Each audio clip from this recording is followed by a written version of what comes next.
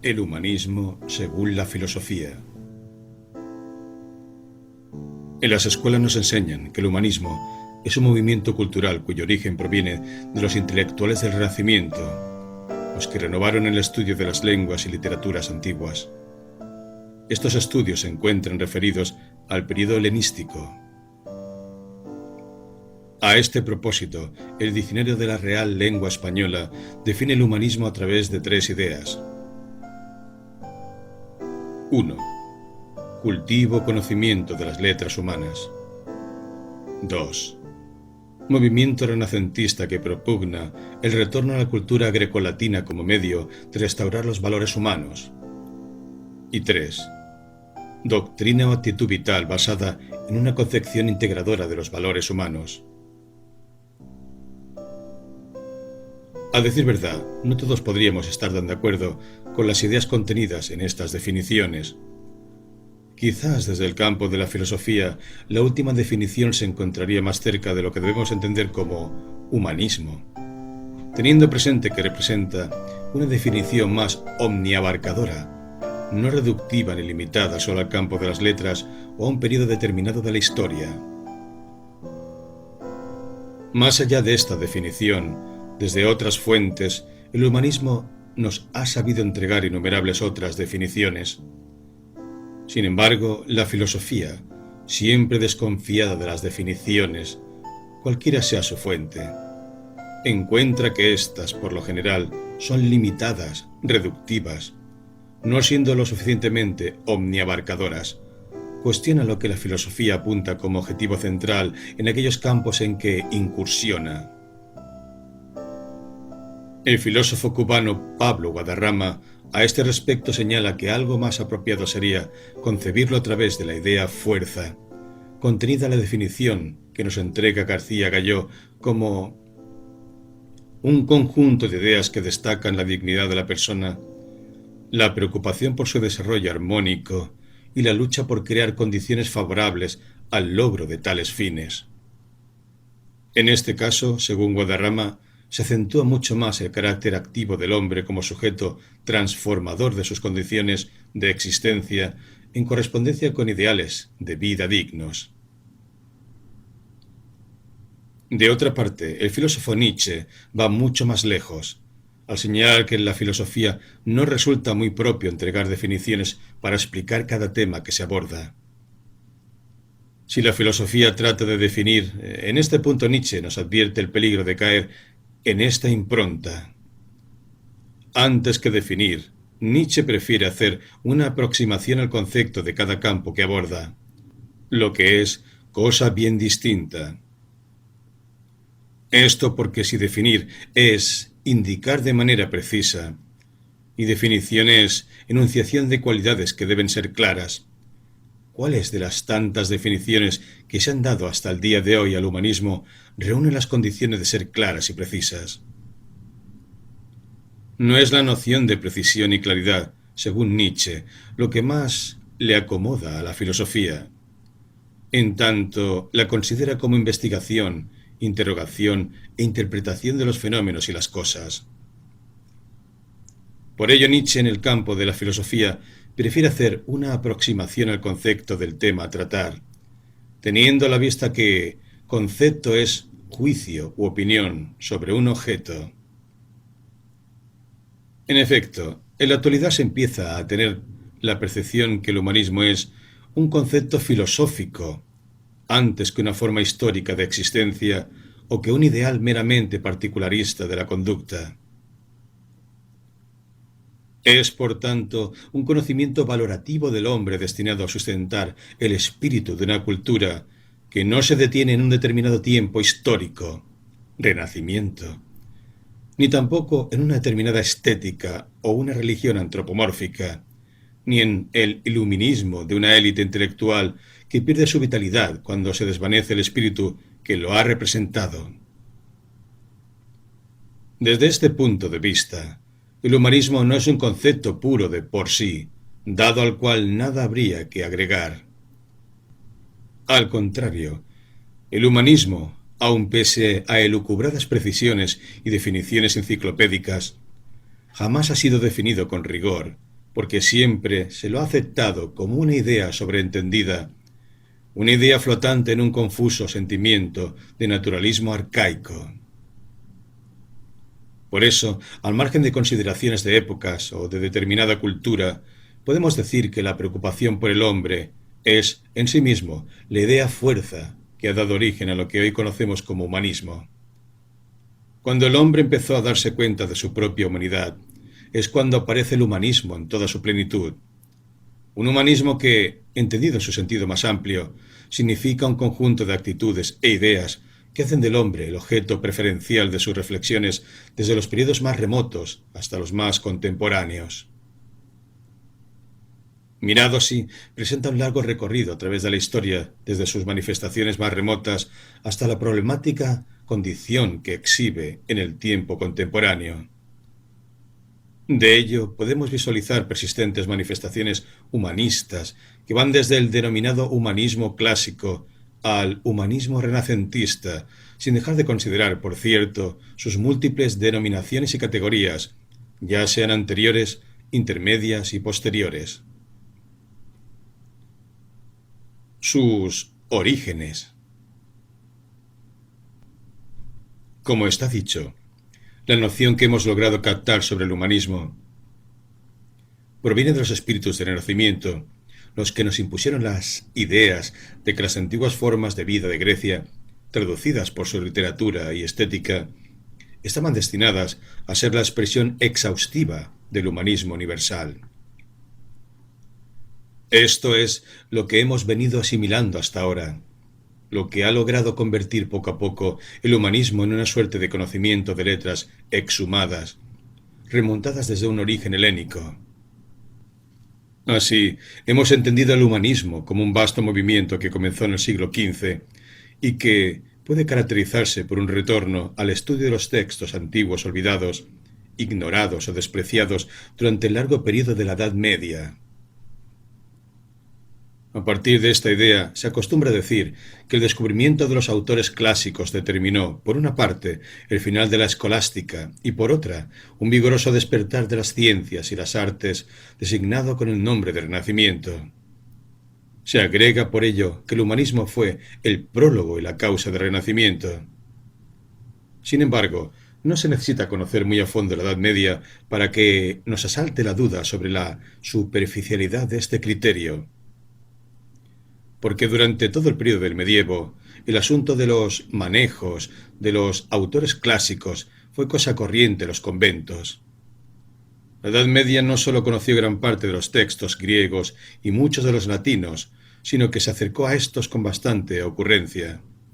Incluso más, gracias a la paciente, tesonera y perseverancia de los curas en los conventos, se debe el rescate de muchos importantes textos de la antigüedad helenística, las que fueron restauradas, conservadas y traducidas por monjes copistas que llevaban una vida monástica, encerrados en sus conventos.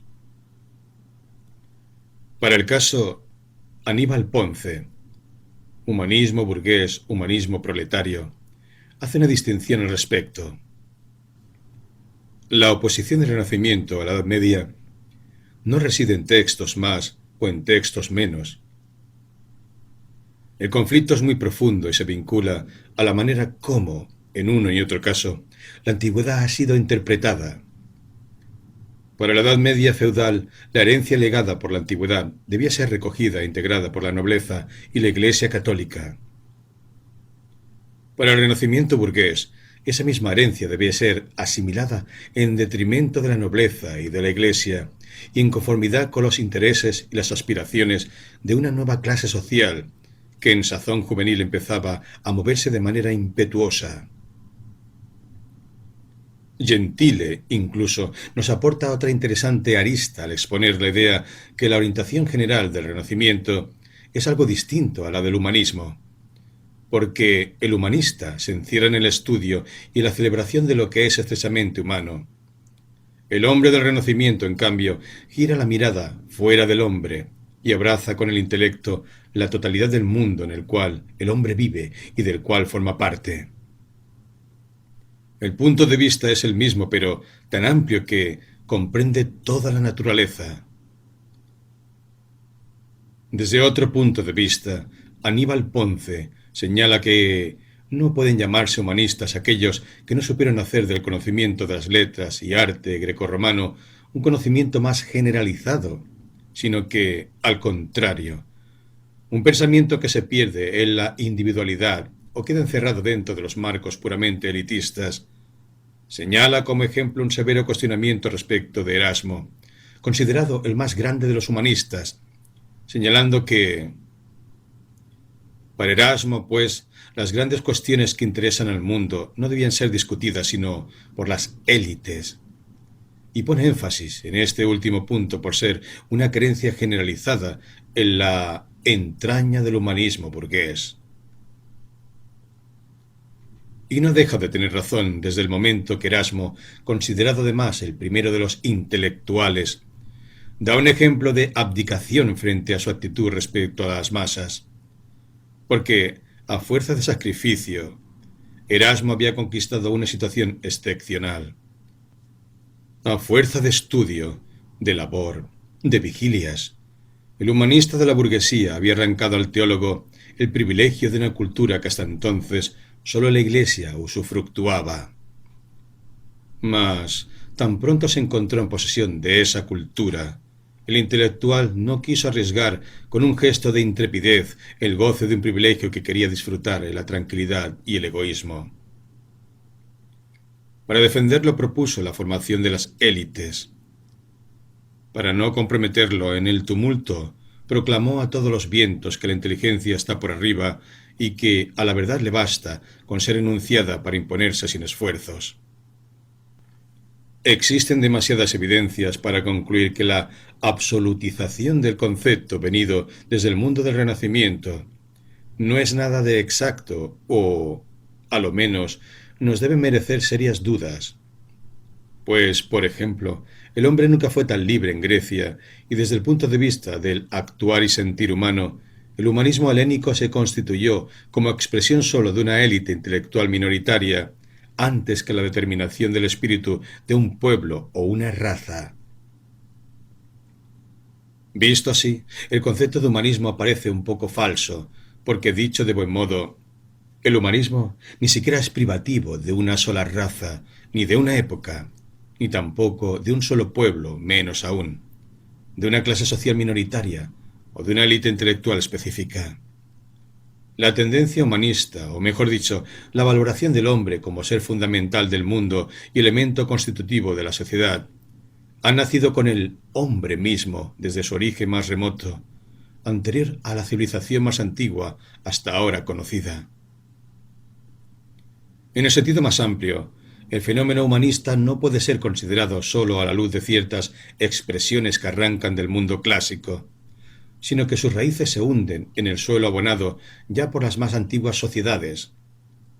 Por eso, los estudios y teorías más nuevas sobre el humanismo tienden a aceptar que emerge paralelo con el estadio de desarrollo del hombre que lo determina y especifica como un Homo sapiens. A su modo, hasta el hombre más prehistórico ya fue un humanista. El solo hecho de enterarse de su condición mortal le hacen construir estímulos para los que mueren, ofreciendo ofrendas y ritos y también erigiendo túmulos para eternizar las almas de los que mueren. Son numerosos los datos y hechos históricos más ancestrales que dan cuenta de la diversidad de ritos para los momentos de los sepultamientos. Esto es algo que el hombre ha hecho desde que salió de su estado puramente salvaje para tornarse humano, hace ya muchos miles de años atrás.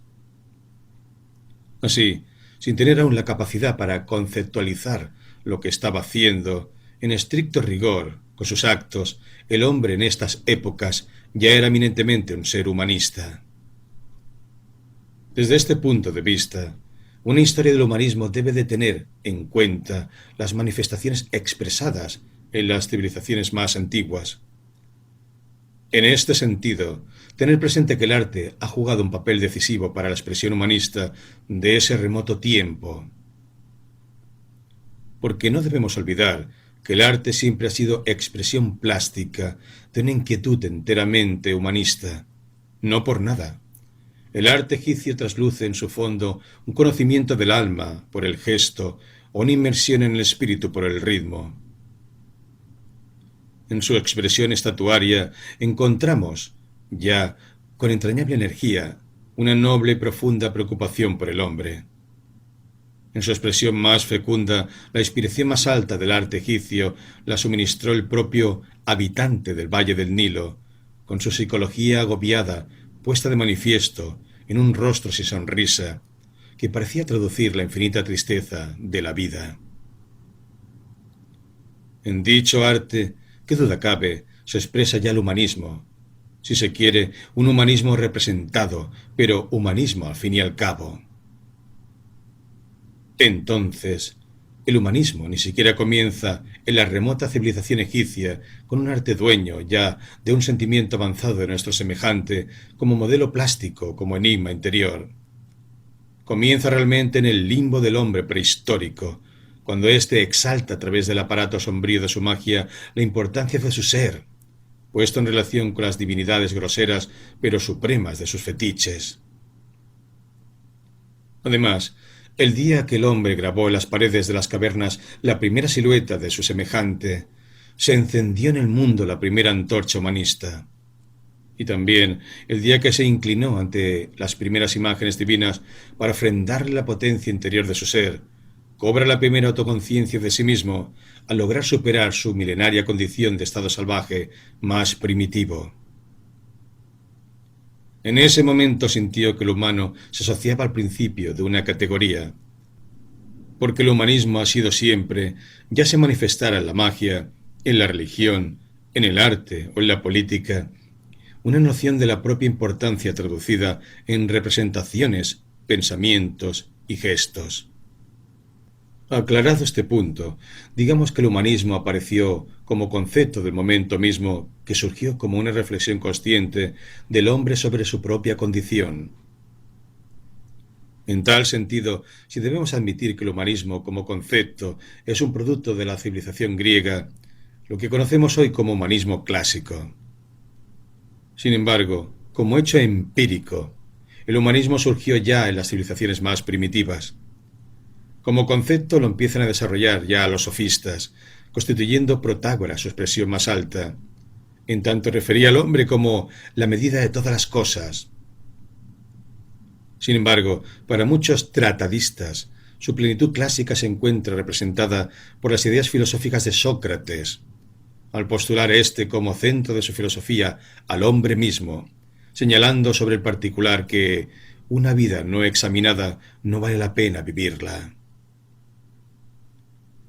Por cierto, si bien antes de Sócrates hubieron otros filósofos, estos en su mayoría habían sido filósofos de la materia. Habían inquirido sobre la naturaleza del mundo físico, de las cosas externas, los componentes y las leyes del mundo material.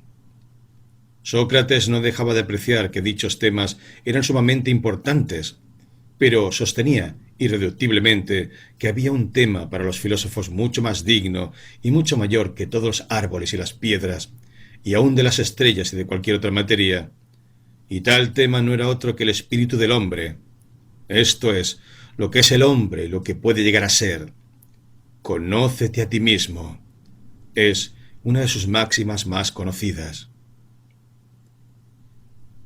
Sin embargo, es con el Renacimiento italiano que el humanismo clásico se reconstituye en forma más empírica y pujante. Situados sus orígenes a finales del siglo XIII, su forma más plena empieza a desarrollarse con Petrarca. En una segunda etapa, desde la mitad del siglo XV, en Florencia y con los Médicis, el humanismo genera una nueva cosmovisión. Se hace sentir al hombre como lo sentía Protágoras.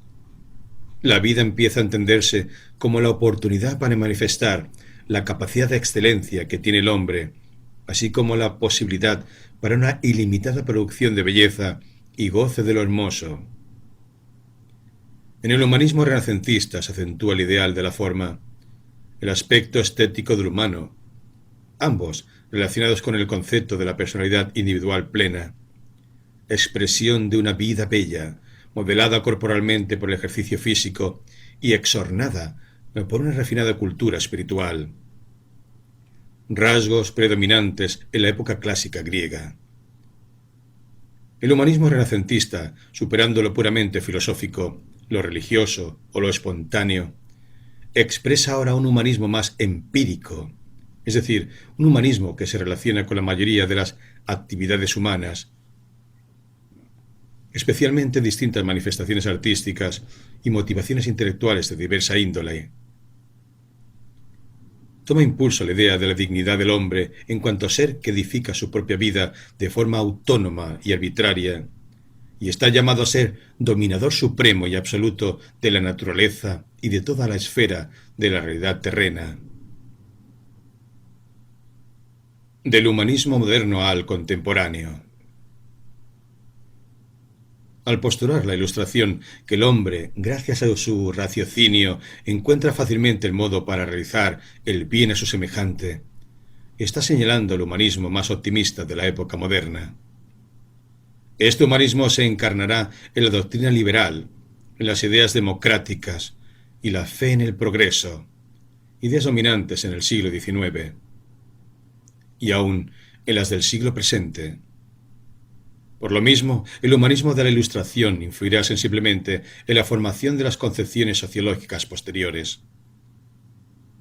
Sin embargo, las expresiones optimistas heredadas de la Ilustración sufren su más grande crisis con las ideas filosóficas de Nietzsche. La fe en el hombre es ahora repudiado radicalmente. Religión y moral, como expresión suprema de la humanidad del hombre, no son más que pruebas de lo vil, mezquina y servil que es la naturaleza humana. Nietzsche explícitamente señala que el hombre debe ser superado. En estas palabras, Nietzsche resume el naufragio de toda posibilidad del hombre aquí en la tierra. No en vano se proclama como el primer inmoralista, señalando que lo último que se le ocurriría hacer sería mejorar la humanidad. Desde otra visión, el cristianismo más contemporáneo hace referencia a un humanismo pleno. Se trata de un humanismo pleno porque, paradójicamente, es también teocéntrico.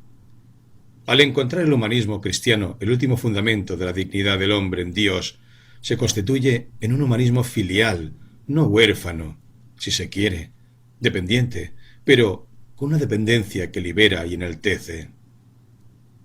En cambio, en nuestra sociedad actual, denominada a partir de la Revolución Industrial sociedad de masas, el humanismo, que en toda la historia precedente supo poner en primer plano la plenitud del humano, es una imagen que día a día se desdibuja más aceleradamente.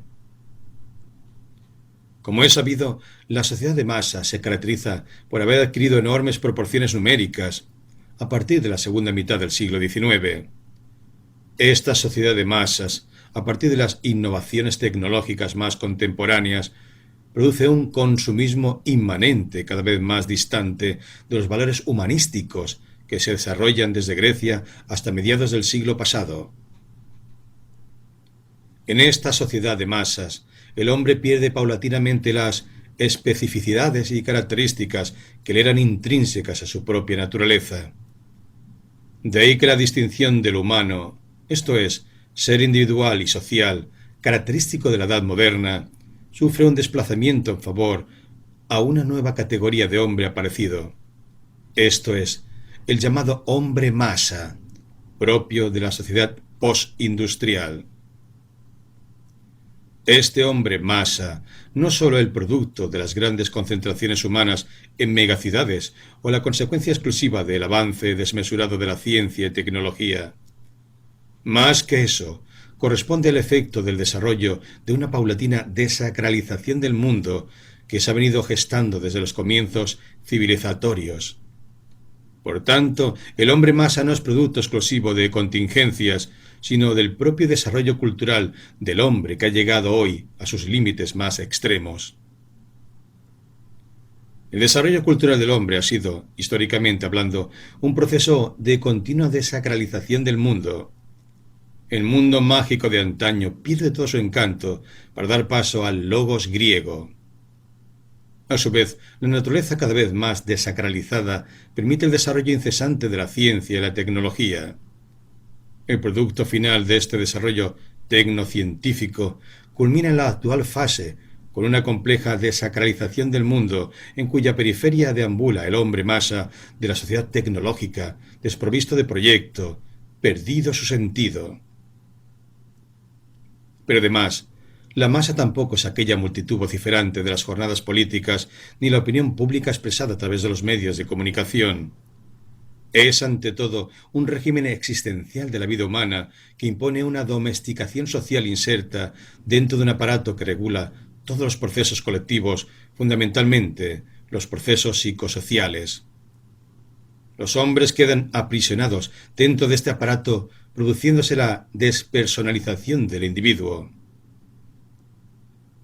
El hombre masa no solo ha perdido su sociabilidad, sino que también su propia subjetividad, para llegar a convertirse en un dato aislado, un dato inconexo, informe, en fin, engranaje de una gran máquina anónima que lo empuja y lo mueve hacia motivaciones y destinos que escapan a la decisión de su propio yo.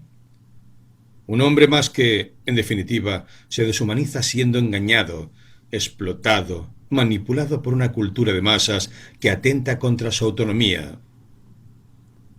En buenas cuentas, un hombre que ya no parece ser el centro del universo, antropocentrismo, en tanto un determinismo tecnológico ha estado debilitando esa posición.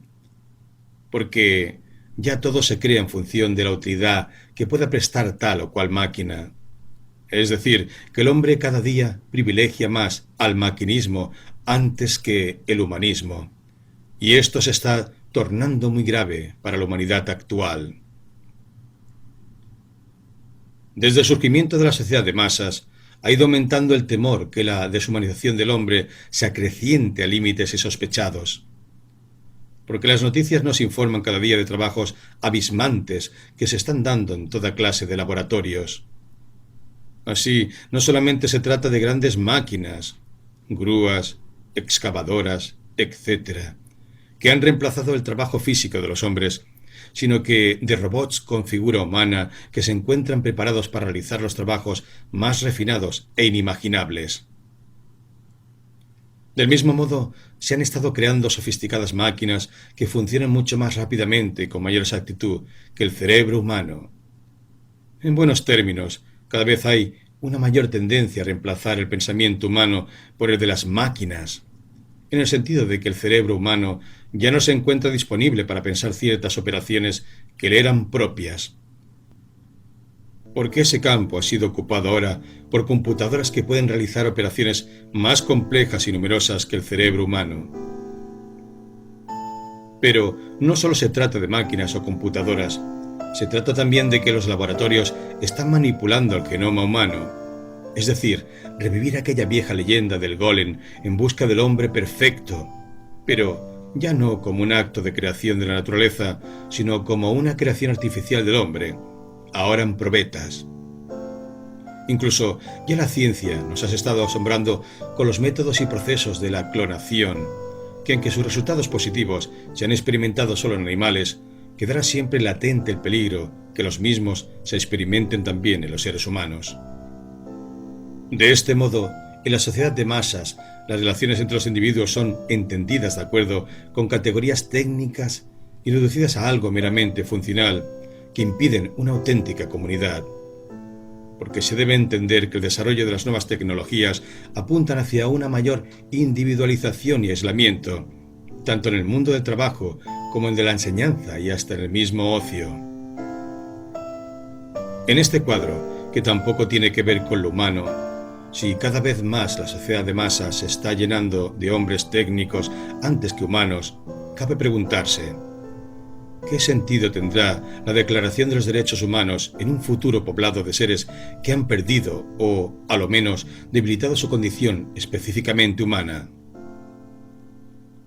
Porque, si bien la ciencia y la técnica nos proporcionan adelantos fabulosos que van desde alunizar en la luna y adentrarnos en el cosmos, hasta penetrar el mundo infinitesimal de la materia con el auxilio de sofisticados microscopios, y nos aligera la carga de nuestros trabajos y quehaceres hasta en el mundo de lo más doméstico.